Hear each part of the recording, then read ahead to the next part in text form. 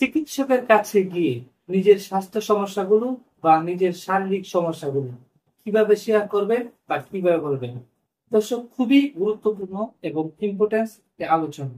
কারণ চিকিৎসকের কাছে গিয়ে যদি আপনি আপনার স্বাস্থ্য সমস্যাগুলো ঠিক মতো বলতে না পারেন বা ভুলে যান, তাহলে কিন্তু চিকিৎসকের চিকিৎসায় আপনার তেমন একটা কাজ হবে না। ডাক্তার দেখানোর ক্ষেত্রে কোন ডাক্তার দেখাবেন সেটা সর্বপ্রথম সিলেক্ট করে নেবেন। অতঃপর সিরিয়াল নাম্বারে কল দিয়ে সিরিয়াল নিয়ে নেবেন।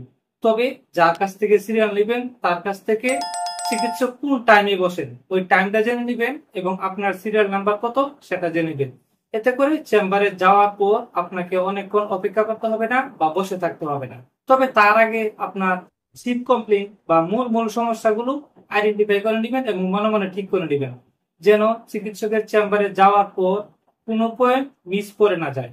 এই ক্ষেত্রে আপনার বড় বড় সমস্যাগুলো সবার আগে বলবেন এবং আনুষঙ্গিক সমস্যাগুলো পরে বলবেন।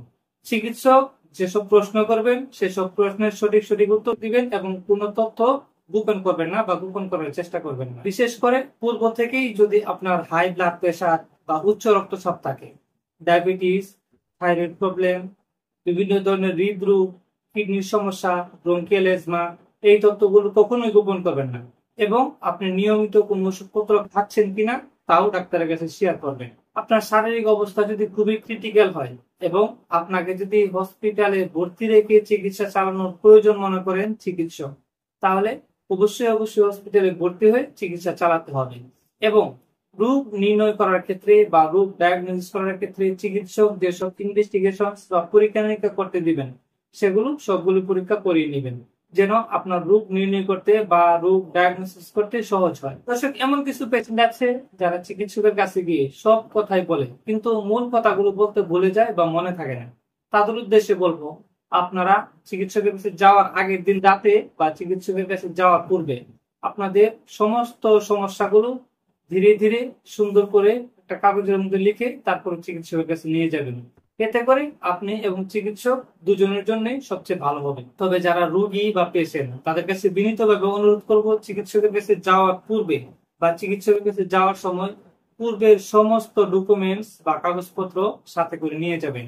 এতে করে রোগ ধরার ক্ষেত্রে বা রোগ ডায়াগনোসিস করার ক্ষেত্রে পূর্বের কাগজপত্রগুলো খুবই সহায়ক ভূমিকা রাখে।